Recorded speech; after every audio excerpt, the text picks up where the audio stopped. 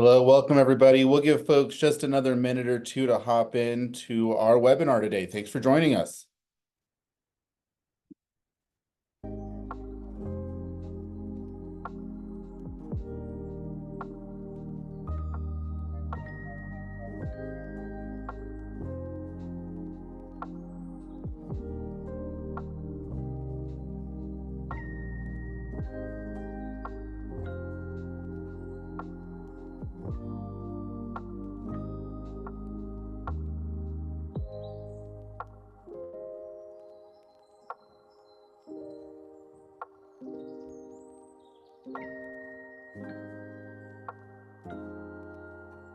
All right, folks, welcome to the Colorado Children's Campaign Policy Preview focused on early childhood and K-12 education.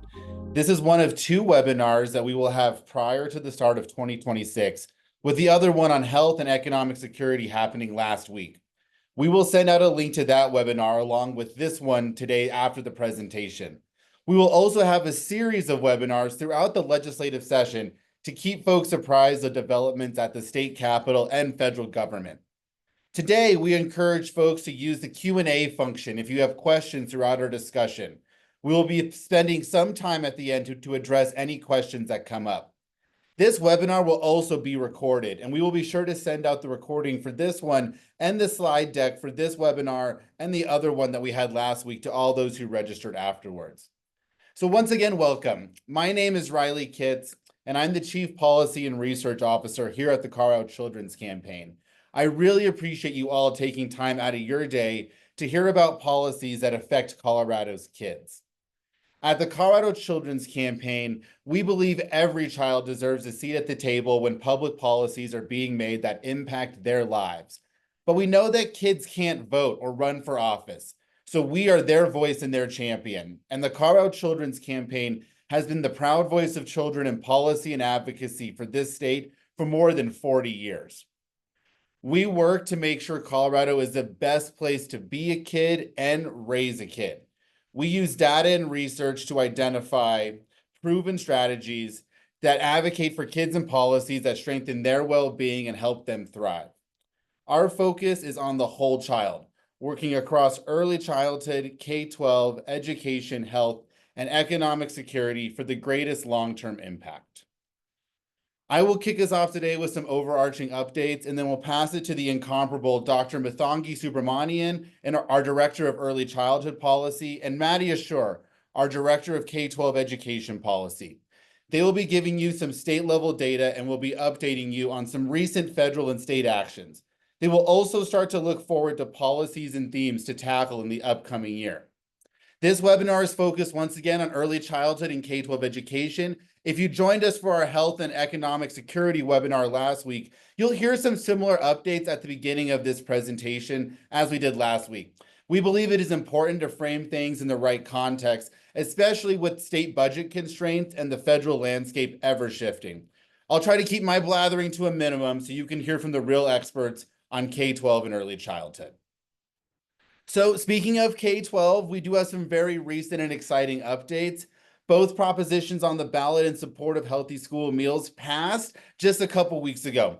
A big shout out to our partners at Hunger Free and those in the hunger and nutrition space for this tremendous win for Colorado's kids.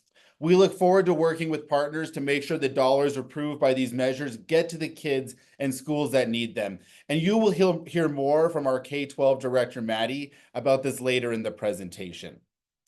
Shifting from some great news to some that's a little more somber, we're now going to give some federal updates and state context as we head into 2026. As we all likely know, federal instability is directly harming children and families.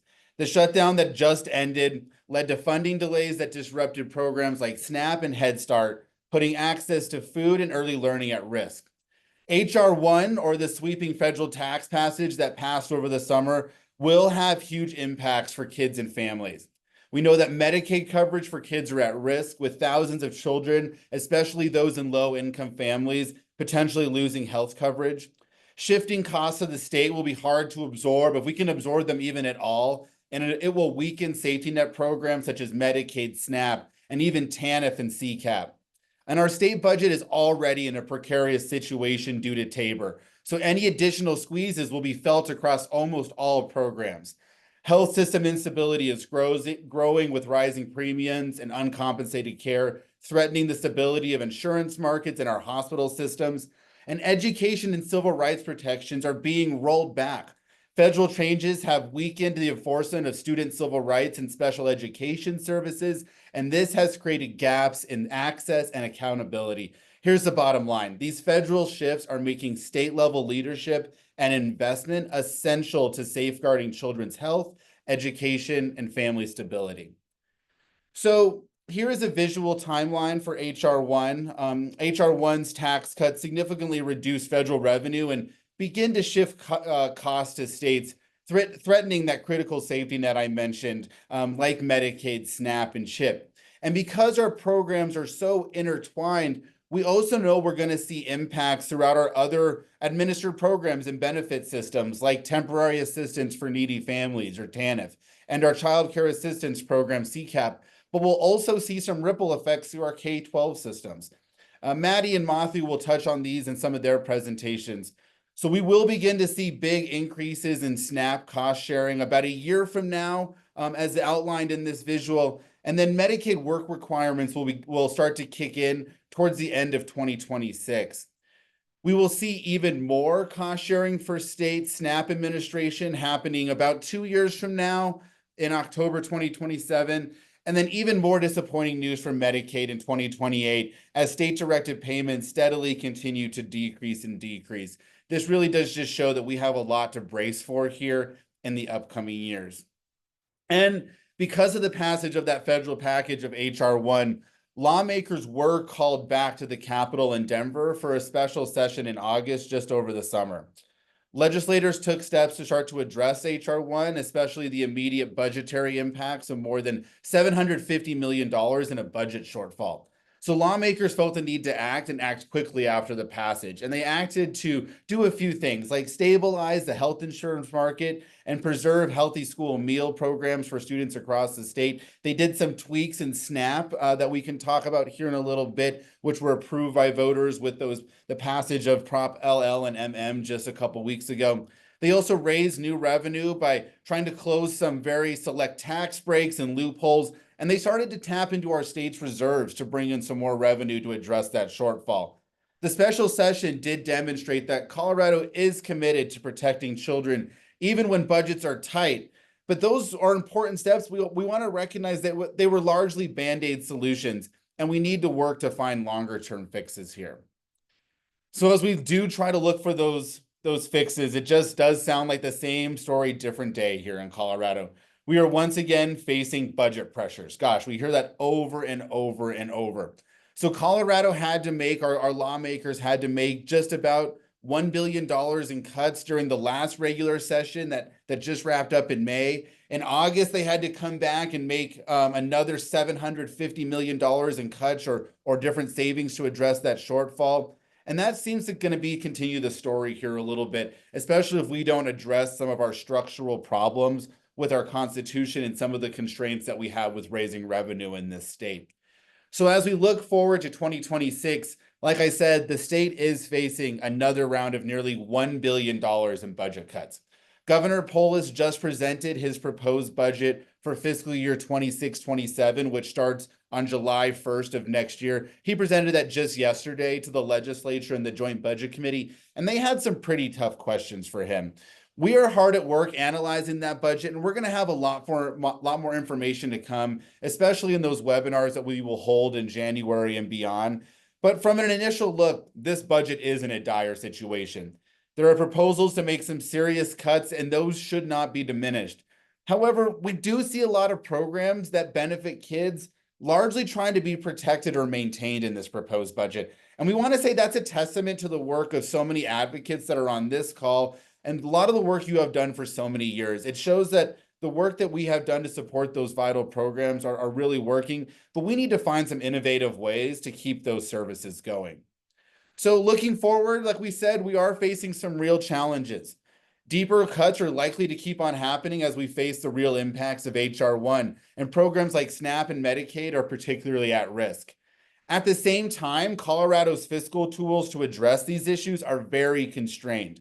Tabor, constitutional spending limits, and outdated administrative structures make it very hard for our state to respond quickly or flexibly.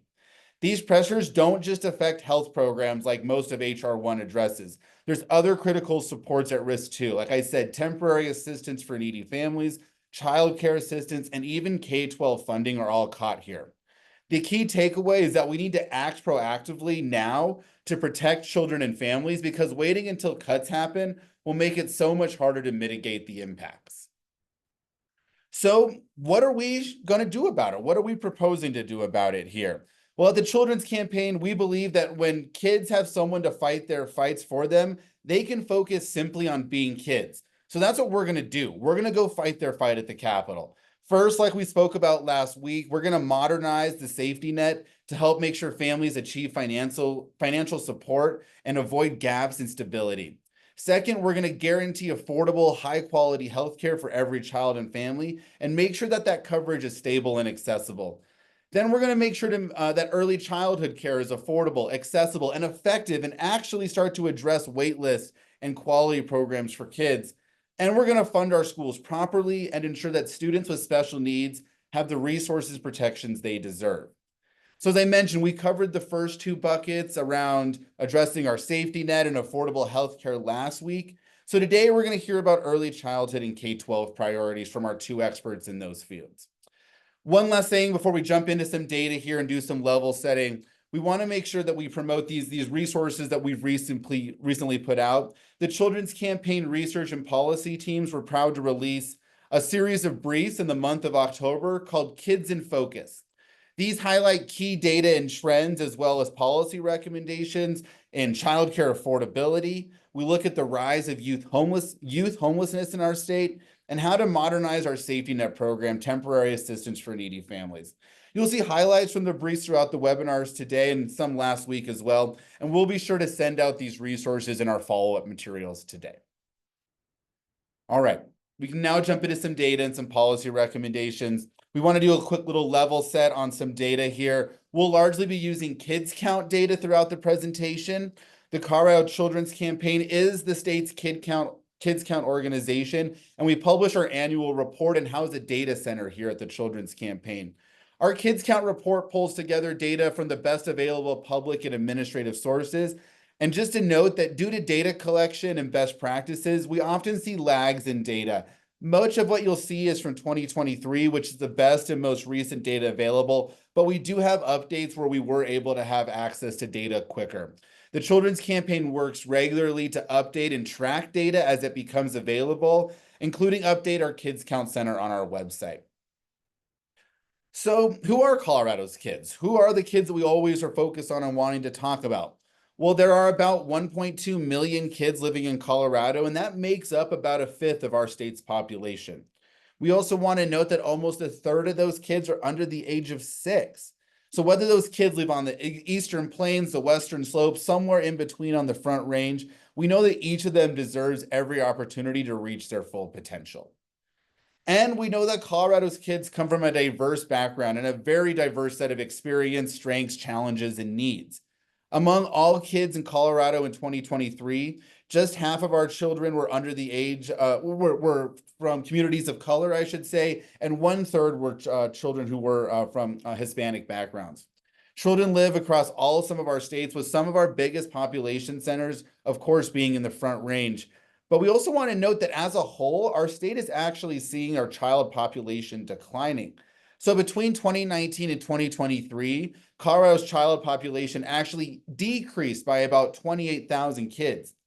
However, like we'll talk about today, when we actually drill down and look at the data, we see a lot of different stories throughout our state. So while we did see that overall decrease, we actually saw 15 counties that saw an increase in their child population. And one of the biggest counties that saw an increase in child population was Weld County, up in the northeast part of our state, who actually saw an increase of about 6,000 kids between 2019 and 2023. So whether a county's population is declining or increasing, we still have over 1 million kids who need our support, who need access to high quality healthcare and childcare, who need to be able to go to see their doctors, and whose families who often need help making ends meet. So to talk about how we can help families make ends meet and access early childcare and education, I'd like to welcome our Director of Early Childhood, Mathangi Subramanian, who will dive into our first bucket of work. Mathangi? Thanks, Riley. Hey, everybody. I'm Dr. Mathangi Subramanian. I'm the Director of Early Childhood here at the Children's Campaign. Thank you guys so much for being with us today. We're so grateful to have you, and we're also just really grateful for all the work you do to make life better for Colorado's kids. We definitely couldn't do any of this policy work without you, so thank you so much for being here. So as Riley said, I'm going to be talking to you today about our early childhood policy priorities. I know that this crowd probably doesn't need to hear this, but early childhood is one of the most critical points in a child's life to support their growth. Their brains are growing quickly during this period, and the experiences, care, and support that they get during the ages of 0 to 5 impact them for the rest of our lives. It can do everything from raise graduation rates from college and high school to lower incarceration rates to higher salaries and higher employment. We are super lucky here in Colorado that we live in a state that prioritizes our youngest children. And our state has made some really great strides in the area of early childhood and childcare in the past 5 years in particular. That said, we also know that families in Colorado are struggling to find high quality and affordable care for their children. This is a critical support that allows parents to work and allows children to thrive. So, childcare in Colorado, the capacity is growing. However, childcare still remains unaffordable and unavailable. We know childcare providers, some of whom are on this call, play an essential role in helping families both get to work and also it's an essential role to help children learn and grow and develop during this critical time period. Here at the campaign, we believe that every family should have the childcare option that they choose, and that means that we need enough seats and space, and we also need affordable prices. Unfortunately, both accessibility and affordability remain challenges in Colorado. So Riley mentioned our Baby and You brief that came out earlier this year. It was part of our Kids in Focus series. So in this brief, we took a closer look at the Baby and You survey, which is administered by the Colorado Department of Public Health and Environment. And the survey speaks with a representative sample of parents who gave birth in Colorado. It checks in with them at birth at age 1, 2, and 3 years old. So this is the survey that checked in at 12 months. And the most recently released data was about parents' responses to questions about the type of childcare that they're using for their 1-year-old. In the responses, we saw that 60% of families in Colorado or in the survey did not have a routine regular childcare arrangement, which means that they were either staying home with their kids or piecing together different kinds of care every week. This was even more common among low income families, where that number goes up to 80%. And then, regardless of income, nearly a quarter of all families were not using their preferred type of childcare arrangement. One of the biggest reasons that families weren't getting their preferred type of childcare was cost. They simply couldn't afford the care that they wanted. So, Colorado is one of the most expensive states for childcare, both in terms of the cost of care and in terms of the percent of income that families have to spend on the care. So, according to CPR, last year, Colorado was ranked the fifth least affordable state for center infant care. The national average cost of childcare is about $11,580. But as you can see from this graphic, Colorado is more expensive, not just for infant care, but just across age groups. In Colorado, a family that makes less than $81,000 a year needs to spend a quarter of its income to send a baby to a childcare center. This was a statistic from 2023. And if they had both an infant and toddler care, it would cost them 44% of their income, which is almost half. Prices vary by local markets and counties. Childcare in Boulder, for example, is far more expensive than childcare in Baca County. And as we continue to work to expand childcare capacity, we have to address challenges across the cost of care, across counties, and across the state. One of the best tools that we have for addressing the affordability of childcare is the Colorado Child Care Assistance Program, which is the acronym for that is CCAP. This program provides childcare subsidies to low-income families. The eligibility thresholds are anywhere from 100 to 85% of FPL, up to around 200. In Colorado, the program only reaches 11% of eligible families, and its reach is getting smaller. Due to funding constraints and changing rules at the federal and state level, counties don't have enough money to meet the demand. So many counties are now facing waitlists and freezes to stop enrollment. As of November 1st, there were almost 12,000 kids on CCAP waitlists across counties and over 8,000 families that were still waiting for care. Jefferson, Adams, Denver, and Arapahoe each had waitlists or freezes that included over 1,000 kids. And in El Paso, we have the largest wait list, which was about 2,000 kids that are either on a wait list or a freeze. The majority of the kids who are on wait lists and freezes were under 6. 70% of kids who are on wait lists and freezes were under 6. So this is really an early childhood issue. So CCAP is a federal program, so it's funded by the Child Care Development Block Grants. Luckily, the bulk of the funding that we receive from it has not been affected by HR 1. That being said, HR 1 does affect other benefits in the early childhood space. For example, Medicaid cuts will certainly impact early intervention, and cuts to programs like C Campus, which is federally funded childcare programs for campuses, will put more kids into CCAP, which will make our waitlist and freeze problems only that much more severe. Another important source of funding for early childhood from the federal government is Head Start, and Head Start has had a pretty rocky year. So unfortunately, there have been new federal rules passed about Head Start that jeopardizes our ability to use it to serve all children in Colorado. Specifically, the new Health and Human Services guidance on Head Start limits eligibility to certain categories of documented immigrants, whereas Head Start has always traditionally served all children regardless of immigration status. Here in Colorado, we've heard lots of stories about families that are worried about enrolling their kids and being labeled a public charge, which has a chilling effect on enrollment and endangers the sustainability of programs. Plus, rumors of ICE raids, both within and outside of Colorado, has made parents very hesitant to enroll their kids. Another issue that could happen with these new rules is that they are unfunded mandates, and so Head Start programs would have to hire someone to start taking in this immigration data. They would also have to change their tech systems. So these rules are not enforced right now because 20 states filed an injunction against them, and this federal government has not appealed. We think because they've been busy with the shutdown. The shutdown also affected Head Start here in Colorado. There were 4 programs that did not receive their funding in November. And as of right now, I just spoke to the Head Start collaboration director. We're trying to find out when we're going to get that funding now that the shutdown has ended. Head Start serves about 11,000 kids, so we are really concerned about these rules and we're keeping an eye on them.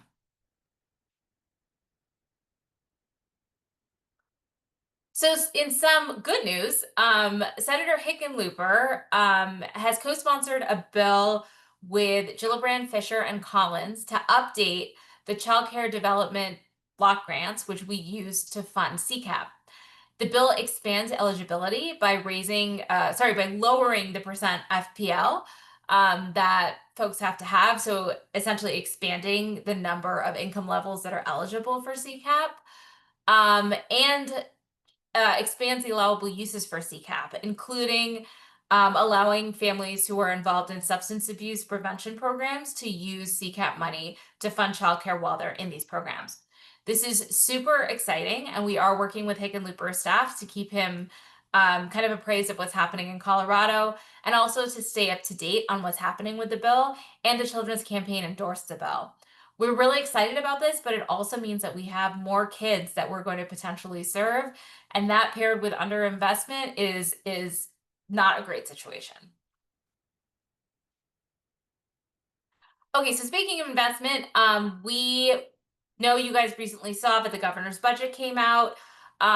We have a few concerns about it, a few things we're paying attention to. So the first thing that we're looking at are the cuts that were made to the quality funding for CCAP. These cuts are intended to keep services going. However, we're concerned because the budget proposal does not explicitly state how these cuts will lead to an end of waitlists and freezes, or if it will affect them at all.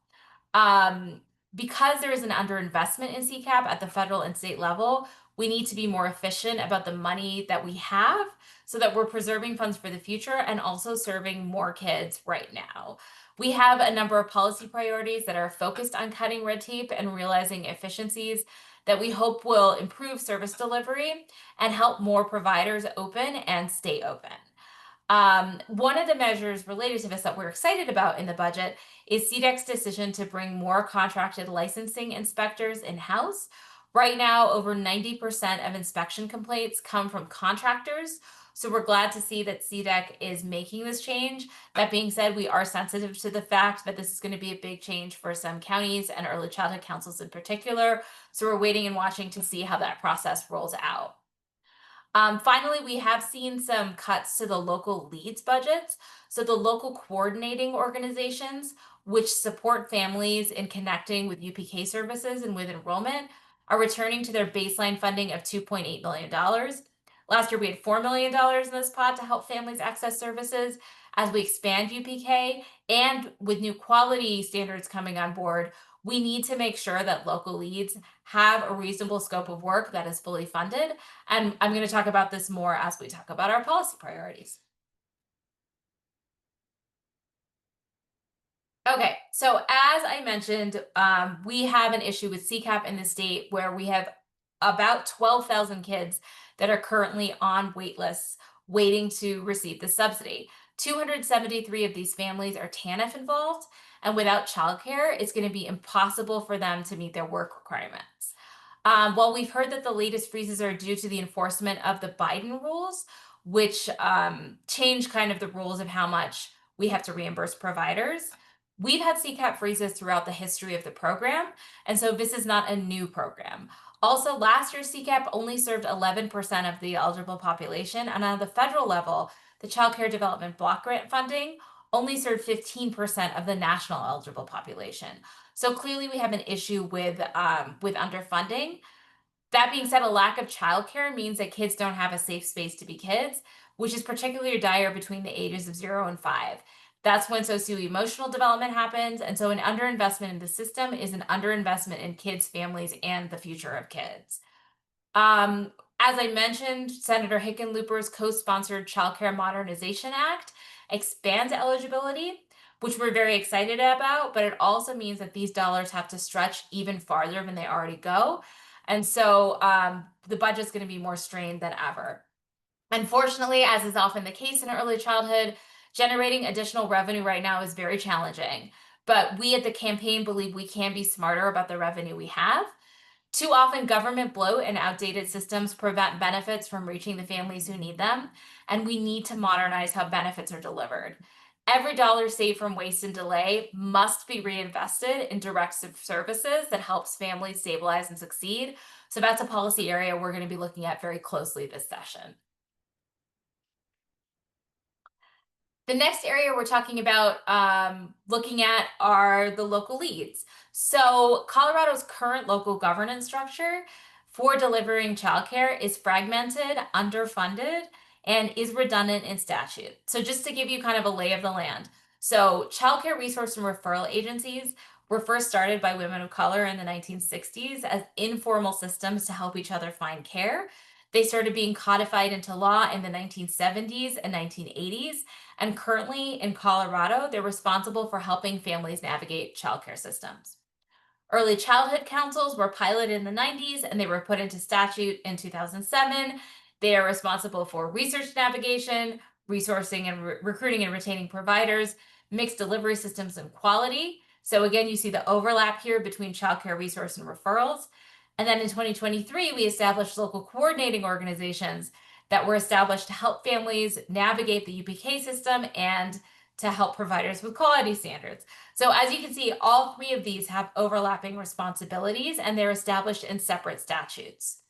There was a recent request for information that came out in September that highlighted the redundancies in statute and also kind of highlighted the lack of funding for the scope of work that these local leads are expected to do. They are expected to do so much more than they are funded for. So one thing that we are looking at doing is working with LCOs, ECCs, and the Department of Early Childhood to combine these entities to help recognize efficiencies, to cut red tape for the local leads who now have a very complicated contracting process, and to improve provider quality, recruitment, and retention, and create more accessible navigation services for families. We know that robust local systems are essential for achieving equity in early childhood. So we're hoping that combining and strengthening these entities will help provide vital services to Colorado's neediest children and families. And then the last thing I'm going to talk to you about today is the Child Care Contribution Tax Credit, which is a tax credit that Coloradans get for donating to child care centers that was established in 1998. So using this credit, Coloradans can donate up to $100,000 in cash to a child care center. So there's no in-kind donation or property donations, it's a cash donation. And they can get half of their donation back as a credit. There are over 6,000 providers in Colorado that are eligible to get this credit if they want it. And every year, the CCTC generates about $60 million in revenue, which is twice last year's state contribution to CCAP, just to give you a sense of how intense of a revenue generator this is. So as we've talked about consistently throughout this presentation, we need to treat childcare like infrastructure. Childcare is a public good, and we need public investment in it. Right now, our system is drastically underfunded, and the Child Care Contribution Tax Credit is one of our only funding streams that keep providers open and help providers open new seats. If we lose this, we lose what little we have, which is why we're keeping our eye on its renewal. So thank you so much for listening to all of this, and I'm looking forward to your questions. And right now, I'm going to welcome our awesome K-12 Education Policy Director, Maddie Ashore, to share updates and recommendations in the K-12 space. Thank you so much, Dr. Mathangi. I'm going to try to follow your excellent act here. Good morning, everyone. I am Maddie Ashore, and I direct the campaign's K-12 education policy work. And I'm here today to talk about the big kids. So we've seen some good news and some bad news recently in the K-12 world. The good news is that kids are making progress. We're seeing that across lots of data strands, and we should all take a moment to celebrate this major win in the post-pandemic world. But the bad news is that we need to be really honest about where we are as a state system and how we are serving Colorado kids. So we'll dig into what all that means for policy work in the 2026 session. But to set the stage and ground us in a little bit of data, public schools served 881,065 students in the 24-25 school year, which is about 400 fewer students than was reported in last year's kids count. Nearly half of those kids, or 45% of them, are eligible for free and reduced price lunch. So while the overall population of students we saw a slight decrease in, the immigrant population of students doubled in just 1 year. We went from about 15,000 students to about 30,000 students, again in just 1 year. This was one of the major and most surprising findings of the 2025 Kids Count report. But unfortunately, our next finding is something that we've seen in many kids counts for many years. The Colorado Children's Campaign uses results from the Colorado Measures of Academic Success, or the CMAS assessment, to monitor changes in academic achievement. And while this is not a perfect measure by any means, it's the one we have, and it does allow us to look at trends over time. This year, we see that students are still struggling to meet academic standards as reported by the CMAS. Over half of students did not meet or exceed expectations across language and math in the spring of 2024. A quick note here, we flipped this chart this year. In prior years, we showed the number of children who were meeting or exceeding standards. The numbers up on the screen right now are the numbers of kids who are not meeting academic standards in English, Spanish, or in math. So to get specific here, 56% of students didn't meet expectations in English, and 66% of students didn't meet expectations in math in the spring of 2024. However, on a positive note that I hinted to earlier, scores are continuing to rise. So what you're seeing on the screen now is the test data from the spring of 2025. So we're continuing to see improvements, slight improvements, but still half of Colorado children are not on grade level. And these rates are still lower than they were pre-pandemic for certain subjects and grades. To be clear, reaching pre-pandemic levels for reading and math can't be our goal. Over half of our kids weren't meeting academic standards then, and that is just not acceptable. So while the previous slide showed academic outcomes for all Colorado kids, this is a good look at the academic outcome disparity for low-income students. We're especially concerned about our students from homes of low income right now, right? The federal government is actively shrinking those programs that support low income families. And 75% of the students who live in low income households didn't meet academic standards compared to 44% of their peers. So this points to a really clear need to better direct resources to our low income students in schools and the schools that serve them. High school graduation rates are another bright spot in the Kids Count report. Graduation rates are steadily increasing. We reached 84.2% on average in the 23-24 school year. But of course, the overall picture of graduation rates is a little more complicated than just one number. Some groups of students are much more likely to graduate than others.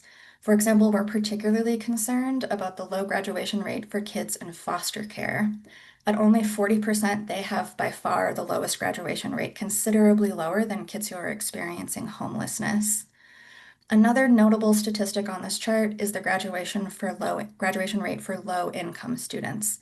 At 76%, this population is graduating at rates lower than the average across all students.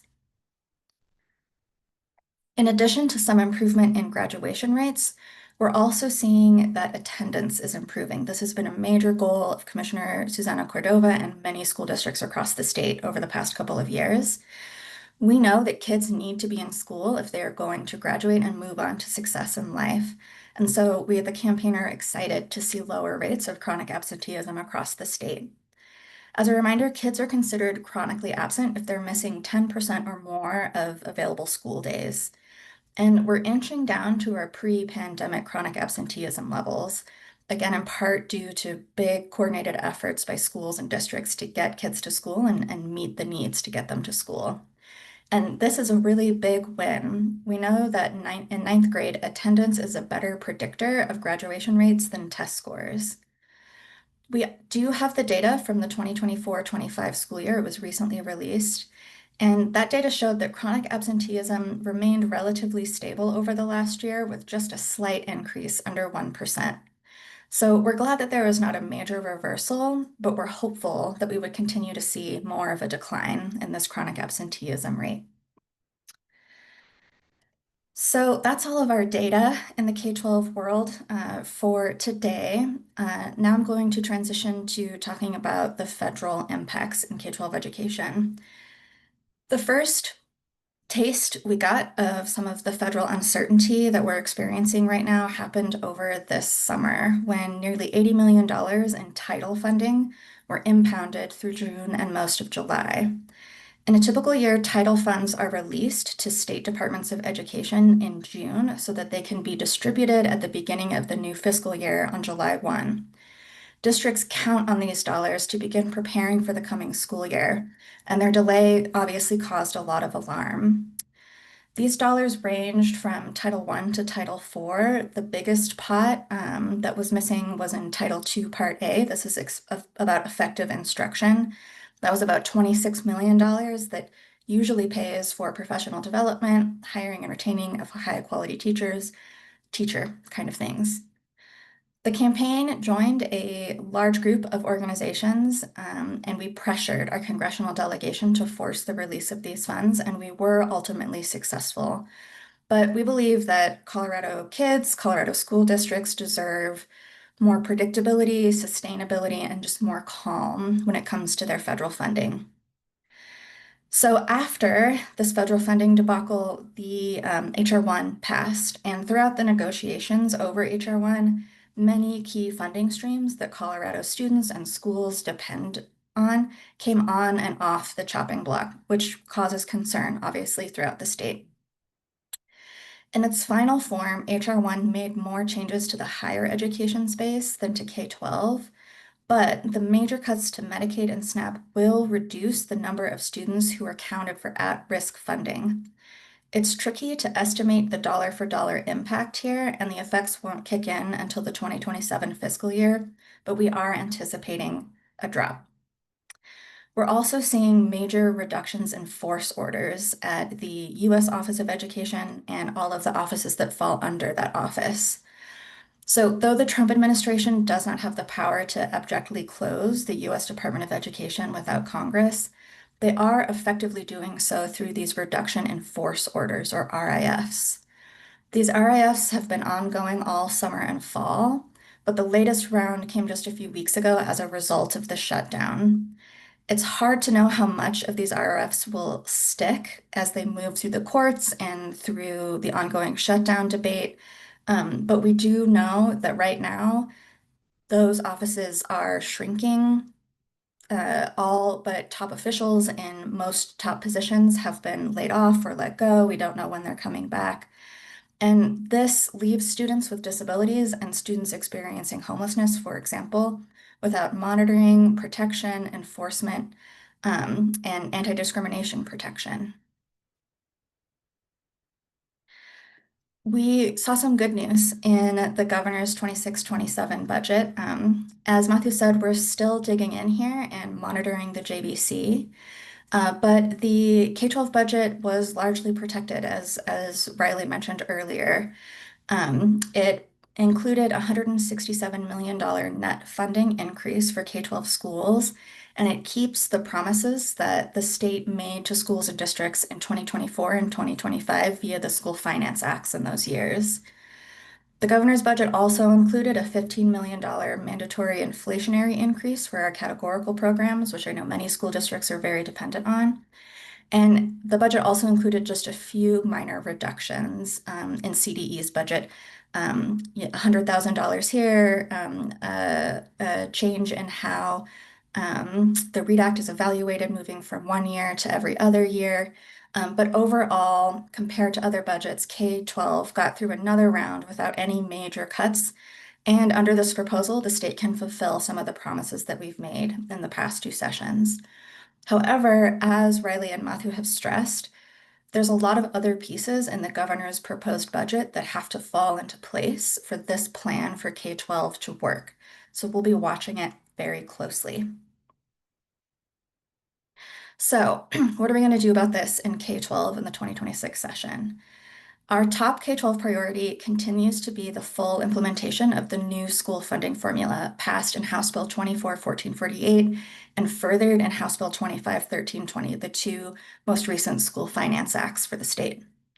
So just to ground us and remind us quickly, the funding formula is the equation or the math problem that the state uses to divide about 10 billion, the 10 billion that we spend on public education each year, across Colorado's 178 school districts. For decades, really, advocates worked to replace the 1994 formula, the old version of the formula, because it disproportionately benefited property-wealthy school districts and deepened inequities in both funding and student outcomes across the state.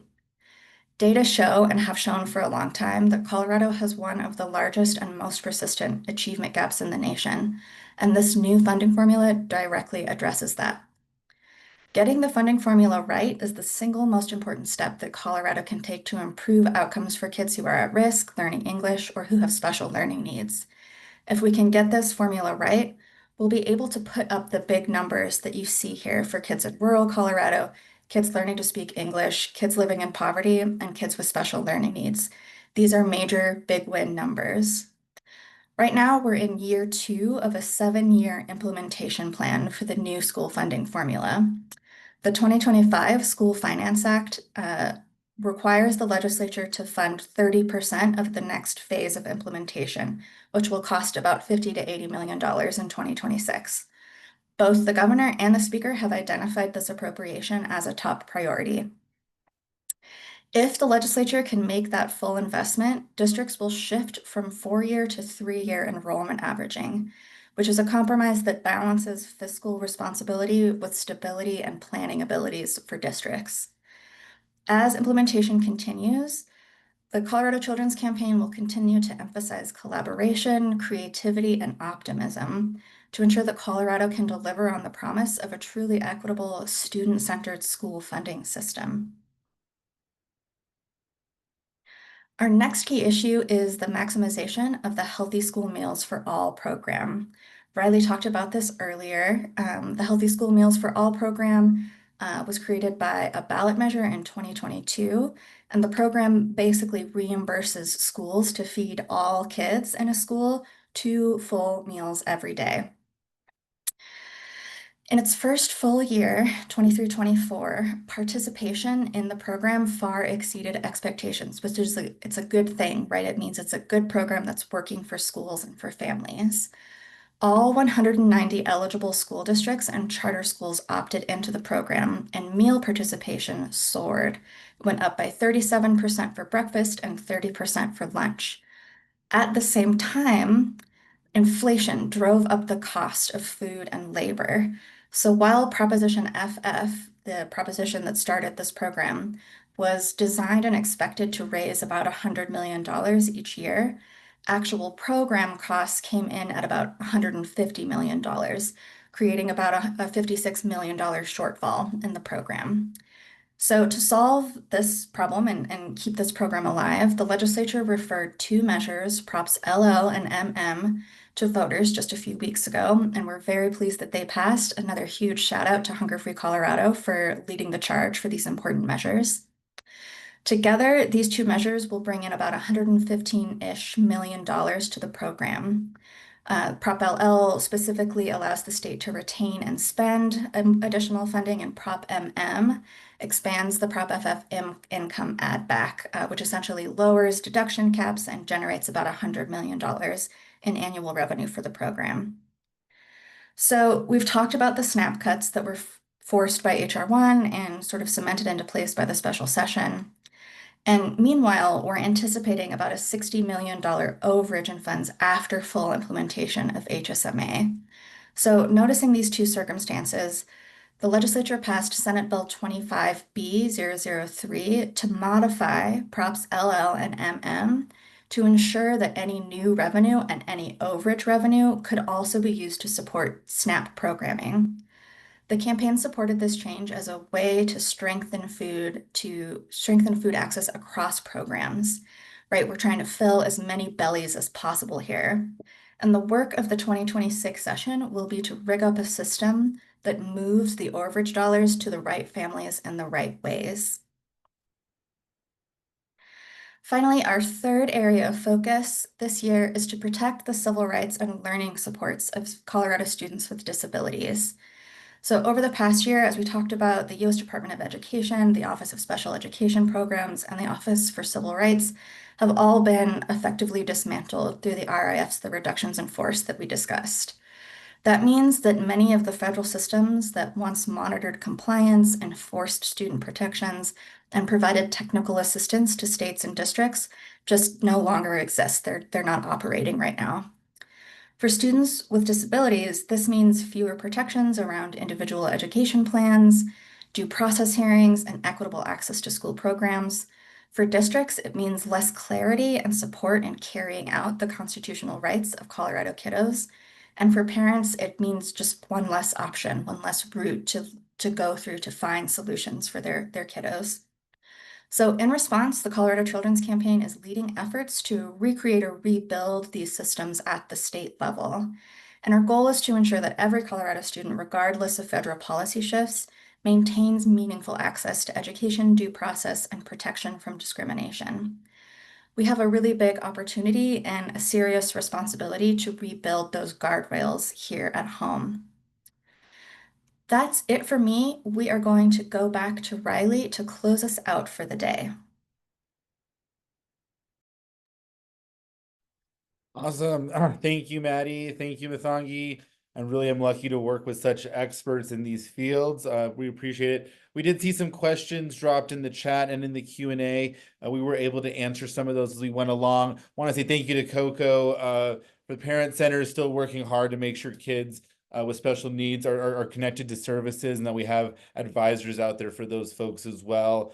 Some of the questions in the Q&A had to do with how we can still expand preschool access and begin to address wait list freezes and CCAP and other places. We have a lot of work to do to make sure we have more access in our early years for early care and education. We are not shy about saying that. Big successes when it came to universal pre-K, largely for our 4-year-olds. We have a lot of work to make sure that our infants and toddlers and those providers are not left out in the cold here. And we will continue to work on that as well. Also saw some questions from Honey about how we can actually start to drive more resources to families and have more efficiency in our systems. And there are levers at the state level, at the legislature, at the budget that we can use and we should be pulling, especially in the face of HR1, to make sure that we are plugging the holes in our safety net, especially as the changes to SNAP and Medicaid are coming down. A lot of work to do there, and we can do work in our CCAP and TANF programs to actually make sure those are more efficient in delivering services to families the right way. We will have more information on what exactly those levers could look like in our upcoming webinars and resources that'll come out at the end of this year and beginning of next. We also want to invite folks to still stay engaged with us, right? We have these types of resources for a reason, to have folks stay engaged here at the state capitol with our federal delegation. So please use the QR code here to join our Kids Flash newsletter to stay up to date on what's happening at the state capitol and within your communities. You can also follow us on social media, hit those like buttons on Instagram, Facebook, Twitter, get a lot of information there. We're always looking to try to get folks engaged through action alerts. So we have those resources. Thank you to all those who filled out the action alerts around SNAP and Head Start to put pressure on the federal government to release those funds. Hopefully we will see some relief for those programs coming soon, but those are always great ways to get involved. And please contact us. We want to be a resource for you all. We want to be a resource for policymakers and the public. We need your help in fighting for what's right for kids at the state capitol. So here's our emails from me and my two policy experts. We're always happy to connect you with resources. Please do reach out. Otherwise, thank you very much for your time today. We appreciate all the work that you all do in your communities to fight for kids every day. We look forward to fighting with you tomorrow and every day thereafter. Have a good day.